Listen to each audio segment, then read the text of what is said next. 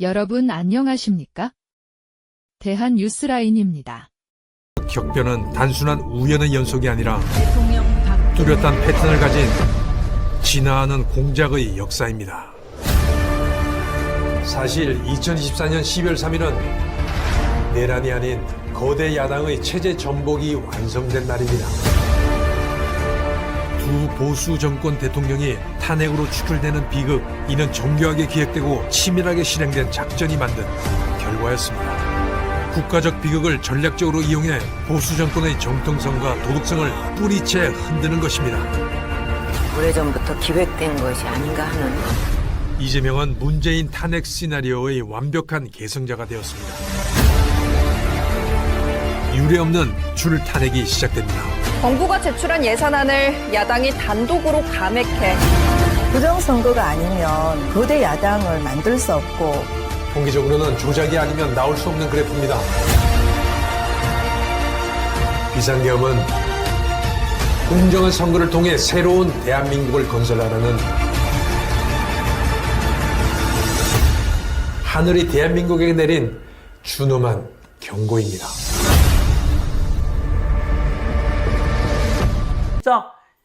이거 막기 위해서 역시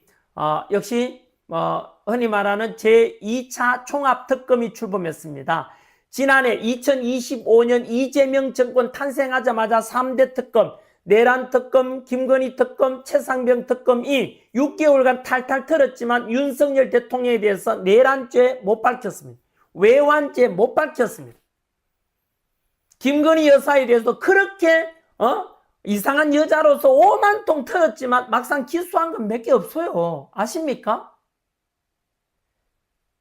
이러한 3대 특검, 국가 예산 수백억을 들여가지고 했던 특검이지만 빈손으로 거의 끝났다고 볼 수 있지 않습니까? 그런데 내란몰이 안에 여론몰이는 성공한 거죠. 이재명이. 그리고 2차 총합특검이 또 특검이 출범했습니다.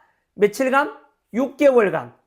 이 6월 지방선까지 또 내란해서 또 잡아가고 구속하고 이런 여론몰이 하고자 하는 의도.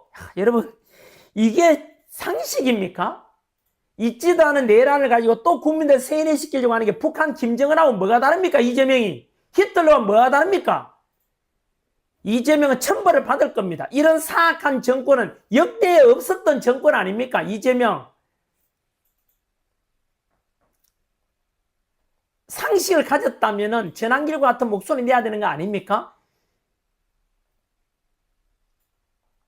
엉망이 됐죠. 대한민국은요. 이재명 하나로 인해서 대한민국의 모든 정치, 경제, 사법 시스템까지 모든 게 다 무너지고 있습니다. 이재명의 나라가 아니잖아요. 지금 대한민국이 있기까지 우리 할아버지, 할머니, 아버지, 어머니 세대에 엄청난 희생이 있었고 이승만 대통령과 박정희 대통령의 이러한 한미동맹과 안보 그리고 산업화 이룬 덕분에 대한민국 먹고 살게 됐는데 이재명 이런 범죄자 놈이 하나 등장하면서 자기 범죄 사법이익 없애기 위해서 모든 걸 다 망가뜨리고 있지 않습니까? 아직 시작도 안 했습니다. 두고 보십시오. 이재명 정권 치하가 어떻게 될지 하나 물어볼까요? 이재명 정권 5년으로 끝낼 것 같습니까? 순진하시군요. 이재명이 물러나면 감옥 가야 되는데 감옥 가겠어요? 당신이 이재명이라면 감옥 갈래요?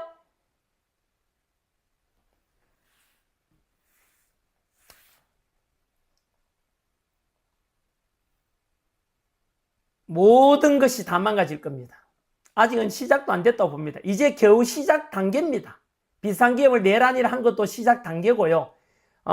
제가 이미 마두로처럼 장기 집권하기 위한 이재명이 똑같다 그랬죠? 사법부 시스템에서 대법관수 왜 늘리는데요? 이재명을 위한 재판하겠다는 거예요. 검찰청 없앴잖아요. 왜 없앴죠? 자기 5개 재판 받도록 조사하고 검사하고 수사했던 그 검사들을 다 없애기 위한 거 아닙니까?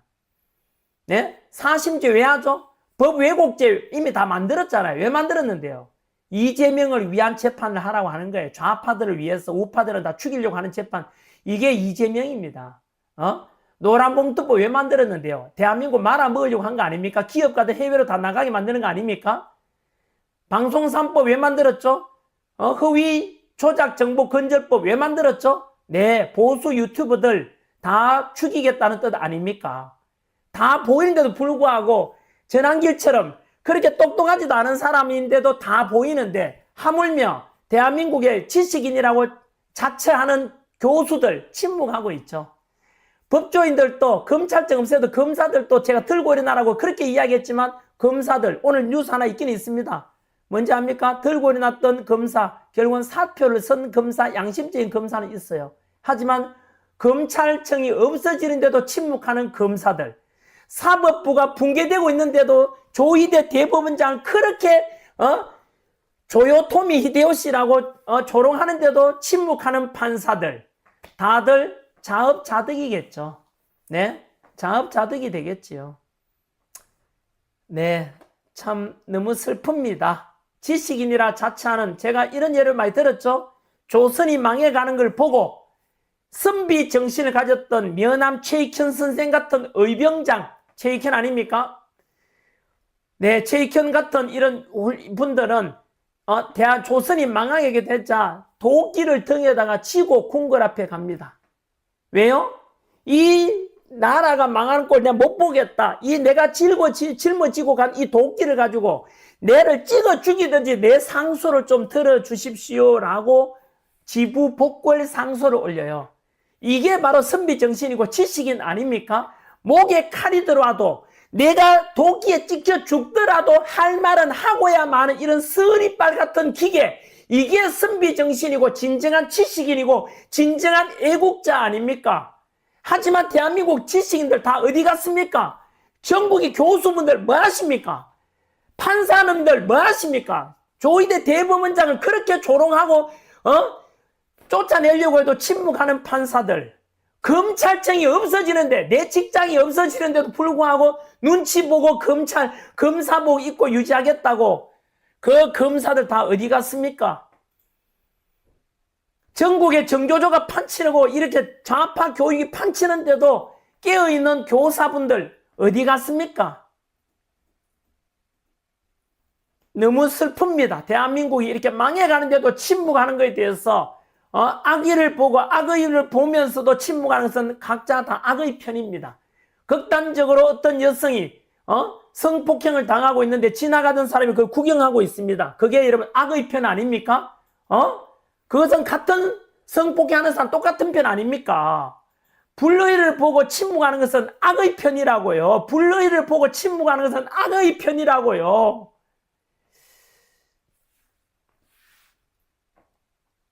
자, 네, 너무 서글프기다. 먼 훗날 아마 이 전환길이 뉴스 진행하고 있지 않습니까? 대한민국이 언젠가 우리가 패배해서 망하고 언젠가 대한민국이 다 우파들 목소리도 못 내고 할 때 전환길의 이 뉴스 영상들은 다 전설이 될 거고 레전드가 될 겁니다. 그리고 먼 훗날 더 세월이 흐른 뒤에 깨닫겠죠. 그때 전환길이라고 있었는데 얼굴도 잘생기지 않고 그렇게 똑똑하지도 않은 사람이었지만 그래도 일타 강사의 명예를 버리고 돈 다 포기하고 국민들께 진실을 알리겠다고 비상기업은 내란이 아닌데 내란이라 하니까 그것을 보고 참을 수 없었어.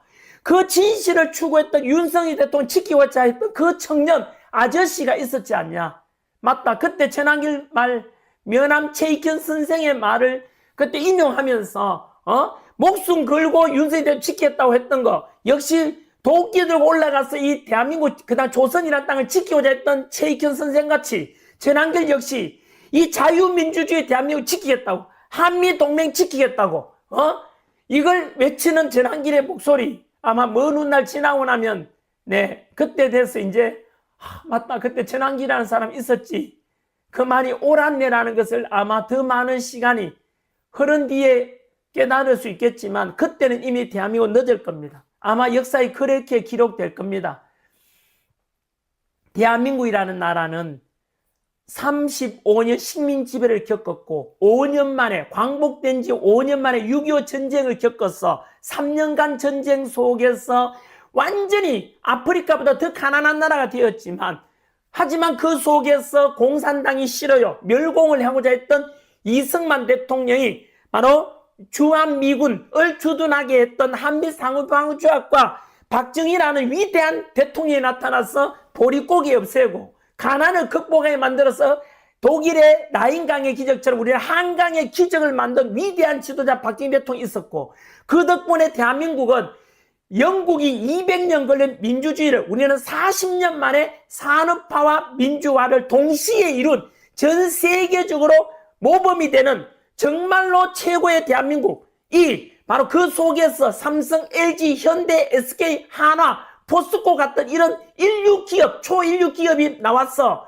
대한민국의 우수한 인재들, 그리고 우리 부모님, 할아버지, 할머니 세대들은 당신께서는 못 먹어도 자식들을 공부시켜야 되겠다. 그 교육열 덕분에 엘리트 대한민국 청년들이 만들어지고, 그리고 허리띠 쫄라매고 열심히 일한 덕분에 대한민국이 2000년대에 와서는 전 세계에서 국력 6위, 전 세계 200개국 되는데 6위, K방산, K제조업은 각각 세계 5위까지 올랐고, 교육열이 가장 높고, 문맹률이 가장 낮은 나라. 이런 대한민국 경제력, 바로 OECD 국가 중에서도 그렇고 전 세계 경제력 10위권 국가가 된 이런 모범적인 산업화와 민주화를 이룬 나라. K컬처, BTS, 블랙핑크, 그리고 싸이를 보유한 나라, 손흥민을 보유한 나라, 김연아를 보유한 나라. 이런 자랑스러운 K푸드, K컬처, K산업, K제조업, K방산. 하지만 이것은 여러분, 지금 역사의 가림길에 와 있습니다. 제가 그만 뭐라 했습니까? 이렇게 잘 나갔던 대한민국이었지만 어느 순간 이재명 정권 탄생된 뒤로 대한민국은 몰락의 길로 갔어. 결국은 대한민국의 화려한 역사는 이제 끝입니다. 윤석열 대통령이 그걸 내다보고 반국가 세력을 척결해야 됩니다. 자유민주주의 지켜야 됩니다. 한미동맹 지켜야 된다는 명목으로 비상계엄 선포한 것이 역사의 위대한 결단이라들 나중에 역사에 기록될 것입니다. 시청자 여러분, 지금 대한민국에서 벌어지고 있는 상황은 단순한 정치 논쟁이 아닙니다. 우리는 이미 체제전쟁이 한가운데에 서 있습니다. 총과 탱크는 없지만 제도와 여론, 사법과 언론을 통해 국가의 방향이 조용히 그러나 분명하게 바뀌고 있습니다. 이 전쟁의 가장 무서운 점은 많은 국민이 전쟁 중이라는 사실조차 인식하지 못한다는 데 있습니다. 겉으로는 개혁과 변화라는 이름을 쓰지만 그 이면에서는 자유민주주의의 기본 질서가 흔들리고 있습니다. 지금 이 흐름을 제대로 보지 못한다면 우리는 선택하지 않은 결과를 받아들이게 될지도 모릅니다. 체제전쟁은 누군가 대신 싸워주지 않습니다. 정치인도 권력자도 대신 책임져 주지 않습니다. 이 전쟁의 승패는 오직 시민의 각성과 참여에 달려 있습니다. 시민이 깨어나지 않으면 변화는 일방적으로 흘러가고 시민이 함께하지 않으면 자유는 너무 쉽게 무너집니다. 침묵과 무관심은 중립이 아니라 방관입니다. 대한민국을 지킬 수 있는 힘은 깨어있는 시민의 연대에 있습니다. 지금은 기다릴 시간이 아닙니다. 지금 이 순간이 바로 시민이 나서야 할 때입니다. 체제전쟁은 하루아침에 완성되지 않습니다. 수십 년에 걸쳐 인사구조를 바꾸고 법 해석을 바꾸고 기준과 상식을 바꾸며 천천히 진행됩니다. 사법은 판단을 미루고 언론은 침묵하거나 왜곡하며 행정은 책임을 회피합니다. 이렇게 쌓인 결과는 어느 순간 돌이킬 수 없는 상태가 됩니다. 그때가 되면 국민은 선택하지 않은 결과를 떠안게 됩니다. 체제전쟁은 이미 과거형이 아니라 지금도 진행형인 현실입니다. 이 전쟁은 누군가 대신 싸워주지 않습니다. 정치인도 권력자도 외부 세력도 대한민국의 체제를 대신 지켜주지 않습니다. 오직 깨어있는 시민의 각성과 행동만이 체제전쟁을 막을 수 있습니다. 침묵은 중립이 아니라 방관이며 무관심은 항복과 다르지 않습니다. 지금 필요한 것은 분노가 아니라 인식이고 구호가 아니라 연대입니다. 대한민국의 미래를 지키는 마지막 방어선은 시민입니다. 지금 이 순간 시민이 나서야 할 때입니다. 체제전쟁은 한쪽의 승리로 끝나지 않습니다. 한번 무너지기 시작한 체제는 연쇄적으로 붕괴됩니다. 경제 질서가 흔들리고 안보 판단이 흐려지며 외교의 기준도 사라집니다. 국가는 더 이상 방향성을 제시하지 못하고 국민은 불안 속에서 분열됩니다. 이 혼란이 길어질수록 체제를 설계한 세력은 더 단단해지고 일반 시민은 점점 무력해집니다. 이것이 체제 전쟁이 가장 잔혹한 이유입니다.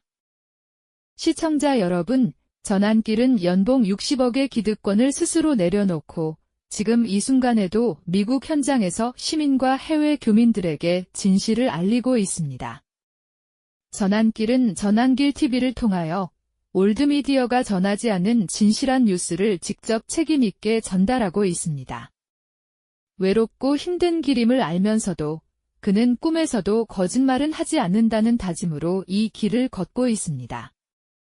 이 싸움은 전환길 혼자의 싸움이 아닙니다.